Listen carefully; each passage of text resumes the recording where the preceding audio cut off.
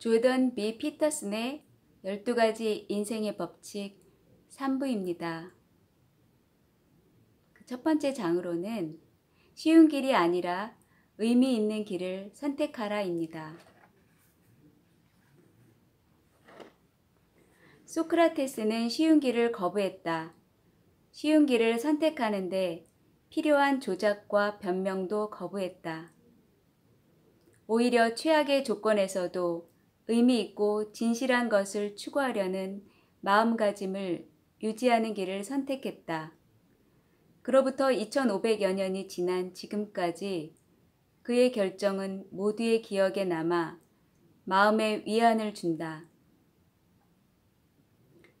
소크라테스의 일화는 우리에게 이제부터라도 거짓을 말하지 않고 양심의 목소리에 따라 산다면 어떤 위협 앞에서도 고결함을 지킬 수 있을 것이란 교훈.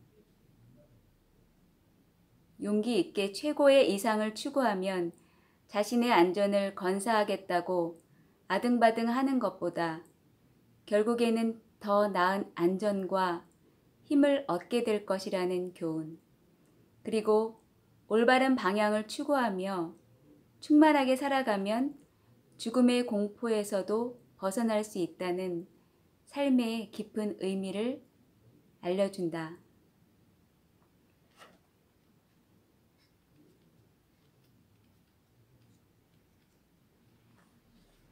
편의주의는 맹목적인 충동을 따르는 편협하고 이기적인 선택이다. 편의주의로 얻는 이익은 오래가지 않는다. 편의주의는 본능이 원하는 것을 얻으려고 자신을 속이는 행위다. 편의주의는 어떠한 고귀한 것도 고려하지 않는다. 유치하고 무책임하다. 편의주의를 분별력 있게 대체할 때 삶의 의미를 얻는다. 의미는 충동을 통제하고 조절할 때 생겨난다. 의미는 세계의 가능성과 세계의 가치체계가 상호작용할 때 생긴다. 가치체계가 더 나은 삶이라는 목표를 향해 나아갈 때 생겨나는 의미는 삶을 지속하는 데 힘이 되어준다. 의미는 혼돈과 고통에서 벗어나게 해줄 해독제다. 의미로 인해 모든 삶의 순간이 중요해지고 삶의 모든 순간이 나아질 것이다. 편의주의는 모든 해고를 벽장에 감추는 것이다. 자신의 어두운 비밀을 감추는 짓이다. 당신이 카펫에 방금 흘린 피를 덮는 것이고 마땅히 져야 할 책임을 회피하는 것이다. 쉬운 길만 선택하는 편의주의는 비겁하고 천박하며 잘못된 것이다. 편의주의가 반복되면 사악한 면이 모습을 드러낸다. 편의주의는 당신의 저주를 다른 사람이나 미래의 당신에게 돌리는 것이다. 늘 쉬운 길을 택하려고 하는 당신 하나 때문에 당신의 미래 그리고 이 세상 사람들의 미래가 암울해진다. 그래서 편의주의는 더욱 나쁘다. 편의주의적인 행동에는 신념도 용기도 희생도 필요하지 않는다. 무엇을 생각하고 어떻게 행동하느냐에 따라 인생이 달라진다. 깊이 생각하지 않아도 알 수 있는 사실이다. 세상은 이런 생각과 행동이 모여서 만들어진다. 쉬운 길을 선택해서 원하는 것을 갖는 것보다 어려운 길을 선택해서 의미 있는 것을 갖는 것이 훨씬 낫다. 그 이유는 간단하다.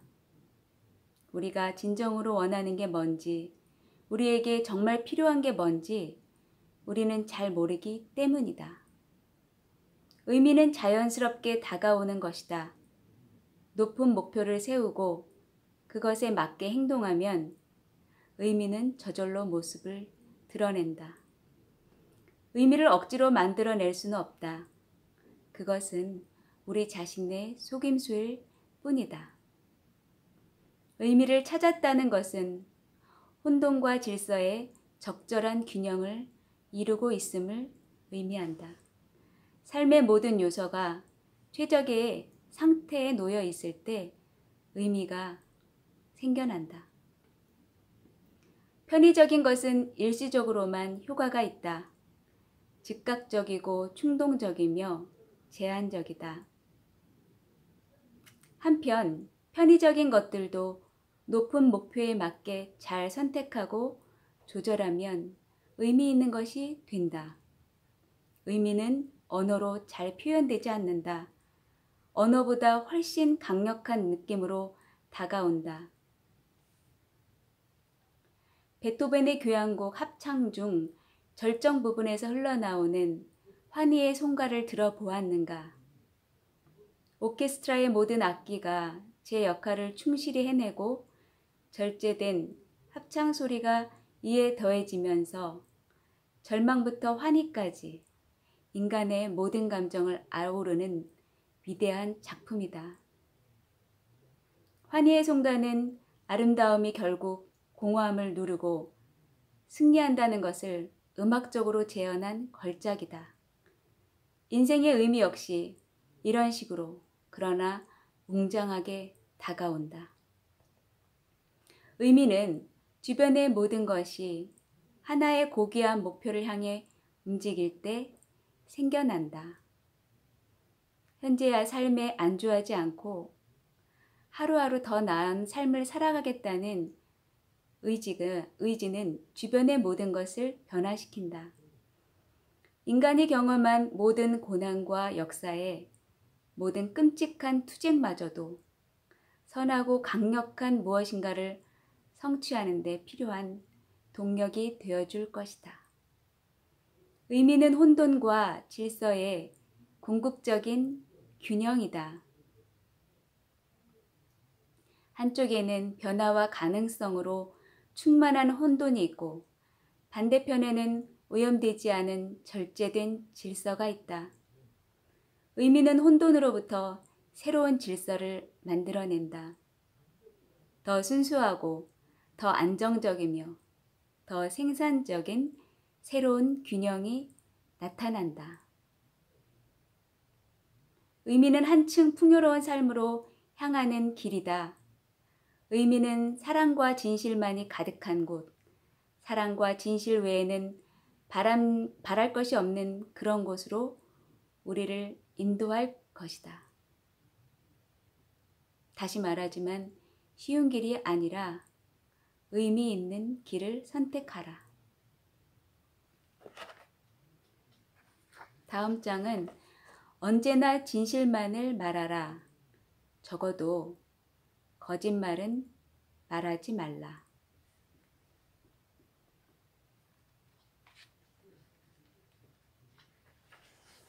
오직 진실만을 말해야 하는 이유를 조던은 이렇게 말하고 있습니다. 거짓된 말과 행동을 중단하기로 하면 어떻게 될까?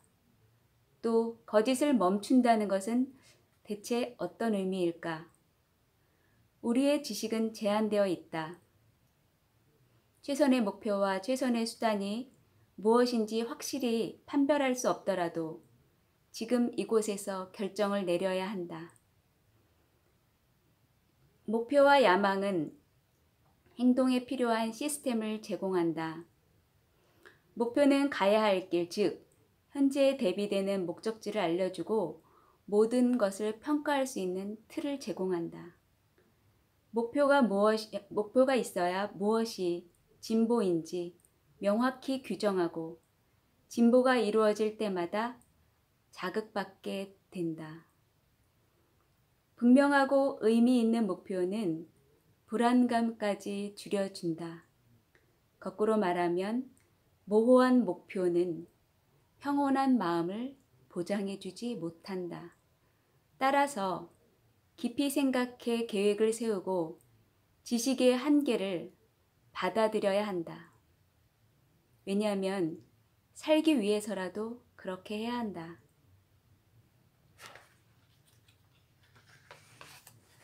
나치와 마오쩌둥과 스탈린은 어떻게 세상을 타락의 늪으로 밀어넣고 지옥으로 바꿀 수 있었을까? 히틀러가 강조한 것처럼 그렇게 하려면 거짓말이 필요하다. 큰 거짓말은 언제나 강한 신뢰를 얻는다. 대다수 국민은 의식과 의지의 차원보다 감성의 차원에서 더 쉽게 유혹되기 때문이다. 국민은 지극히 단순해서 작은 거짓말보다 큰 거짓말에 더 잘 속는다. 그들은 사소한 것들에 대한 작은 거짓말은 번질나게 해대지만 큰 거짓말은 차마 하지 못한다. 그들 자신이 거대한 거짓을 조작할 생각을 꿈도 꾸지 못하기 때문에 다른 사람들이 진실을 터무니없이 왜곡할 것이라고 생각하지 않는다.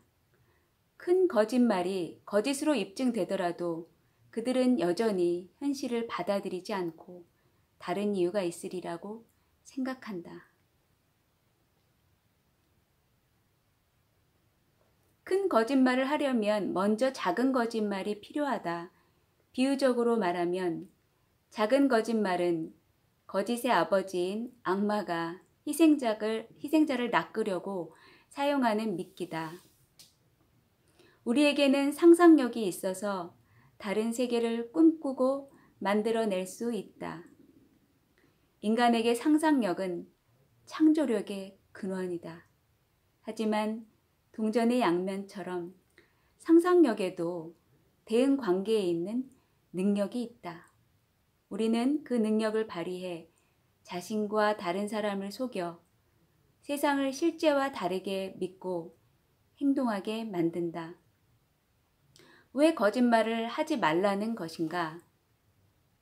작은 이익을 얻기 위해서, 문제를 바로잡기 위해서, 사이좋게 지내기 위해서, 상처를 주지 않기 위해서, 뭔가를 비틀고 왜곡하지 못할 이유가 있는가? 현실에는 끔찍한 면이 있다. 그렇다고 삶의 갈림길을 만날 때마다 현실의 험악한 얼굴을 정면으로 맞닥뜨려야만 할까?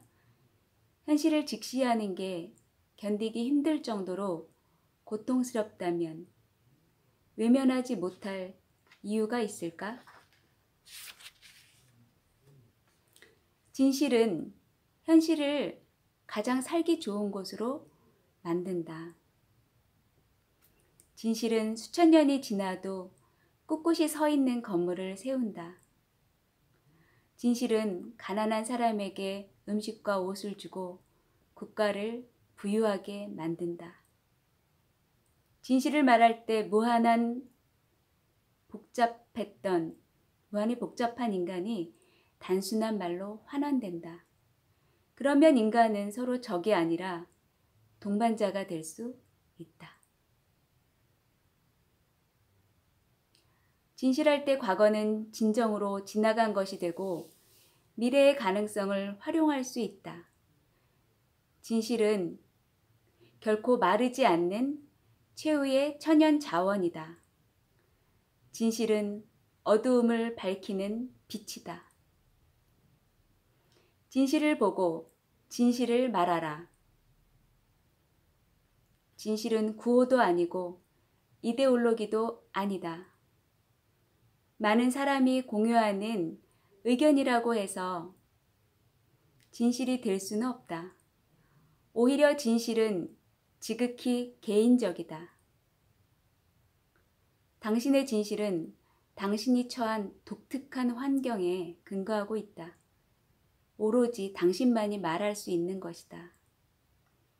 당신의 개인적인 진실을 파악한 뒤 당신 자신과 다른 사람에게 신중히 그리고 명확히 전달해 보라.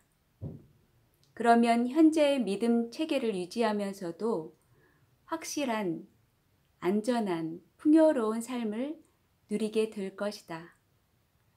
또한 이미 지나가 버린 과거에서 벗어나 더 나은 미래를 만들어 나갈 수 있을 것이다.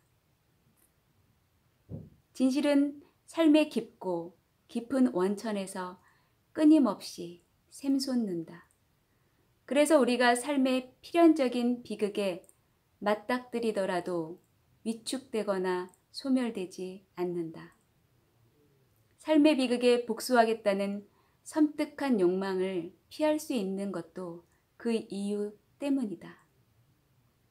앞에서 말했듯이 삶의 비극은 존재의 원죄다. 우리 모두 어떻게든 견뎌내야 한다. 그래야 우리가 존재할 수 있다. 당신의 삶이 꿈꾸던 것이 아니라면 진실을 말하도록 노력해보라. 당신이 어떤 이데올로기에 필사적으로 매달리거나 허무주의에 사로잡혀 나뒹굴고 있다면 진실을 말하려고 노력해보라. 의욕 없고 소외당하는 기분이 든다면, 혼돈에 휩싸이고 정말 절망에 빠진 기분이 든다면 진실을 말하도록 노력해보라. 낙원에서는 모두 진실을 말한다. 바로 그래서 그곳이 낙원인 것이다. 언제나 진실만을 말하라. 적어도 거짓말은 하지 말라. 중심 내용을 다시 한번 조던이 강조하는 내용이었고요. 다음 장은 분명하고 정확하게 말하라입니다.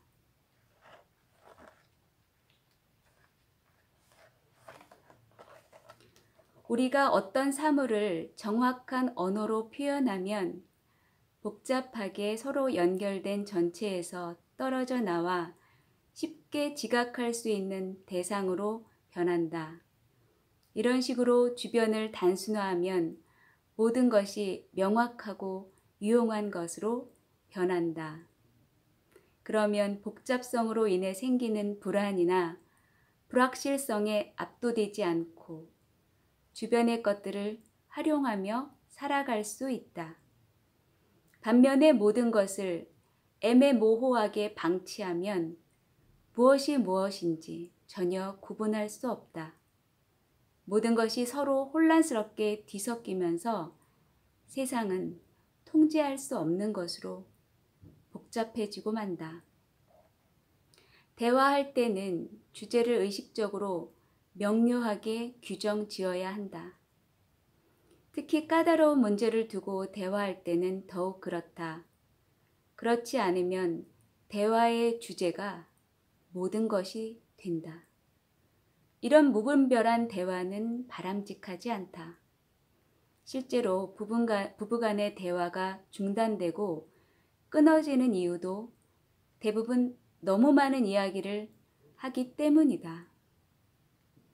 과거에 일어난 문제, 지금 존재하는 문제, 훗날 닥칠 수 있는 문제 등 여러 문제가 주제로 오르며 대화가 말다툼으로 변한다. 한 번에 모든 것을 논의할 수 있는 사람은 아무도 없다. 생산적인 대화를 하려면 다음과 같이 해야 한다. 나를 불행하게 하는 건 정확히 뭐뭐뭐이다. 따라서 대안으로 내가 원하는 것은 정확히 무엇이다. 당신이 나에게 줄 수 있는 것은 정확히 무엇이다. 이렇게 한다면 당신과 내가 더는 불행하지 않을 것이다. 이렇게 말하려면 먼저 다음과 같이 생각해야 한다. 정확히 무엇이 잘못되었는가? 정확히 내가 원하는 것은 무엇인가?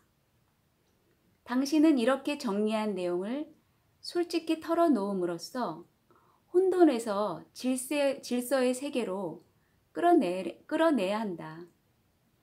불행과 혼돈에서 벗어나려면 정확하고 정직하게 말해야 한다. 움츠리고 숨는다면 당신의 어두운 내면에 숨어있는 작은 용이 거대한 용으로 변해 당신을 단숨에 삼켜버릴 것이다. 당신이 지금까지 어떤 삶을 살았는지 알아내야 한다. 그래야 지금 당신이 어디에 있는지 알 수 있다. 당신이 지금 어디에 있는지 정확히 알지 못하면 어디에나 있을 수 있다는 뜻이다. 어디에나 있다는 것은 지독히 나쁜 곳에 있을 수도 있다는 것이다. 거듭 말하지만 당신이 지금까지 어떤 삶을 살았는지 알아내야 한다. 그렇지 않으면 당신이 목표로 삼는 곳에 이를 수 없다. A 지점에서 B 지점으로 가려면 어떻게 해야 하는가? A 지점에 있어야 한다. 그렇지 않으면 A 지점에서 B 지점으로 갈 수 없다. 당신의 목표도 정확히 알아내야 한다. 그 방향으로 움직이지 않으면 목표에 도달할 수 없다. 정처 없이 방황해서는 한 걸음도 앞으로 나아갈 수 없다. 실망과 좌절이 있을 뿐이다. 불안하고 불행해서 주변 사람들과 어울릴 수도 없다. 원한과 복수심까지 더해지면 상황은 걷잡을 수 없이 악화된다. 당신의 의도를 말로 표현해보라. 그래야 당신이 의도하는 바를 명확히 알아낼 수 있다. 당신이 말한 대로 행동하라. 그래야 어떤 일이 일어날지 알아낼 수 있다. 주의를 기울여 관찰하라. 당신의 잘못에 주목하고 그 잘못을 정확하게 말로 표현하고 바로잡으려고 노력하라. 이렇게 할 때 각자의 삶에서 의미를 발견할 수 있고 삶의 비극으로부터 우리를 지켜낼 수 있다. 그렇지 않으면 우리는 어떻게 삶의 비극에서 벗어날 수 있겠는가? 삶의 혼돈을 직시하고 정면으로 맞서라. 혼돈의 바다를 정조준하라. 목적지를 명확히 설정하고 그 목적지로 향하는 길을 지도에 표시하라. 당신이 원하는 것을 정확히 말하라. 당신이 어떤 사람인지 주변 사람들에게 있는 그대로 알려라. 주의 깊게 관찰하며 앞으로 나아가라. 항상 솔직하게. 분명하고 정확하게 말하라. 지금까지 함께 해주셔서 감사드리고요. 다음 시간에는 다른 책으로 찾아뵙겠습니다. 안녕히 계세요.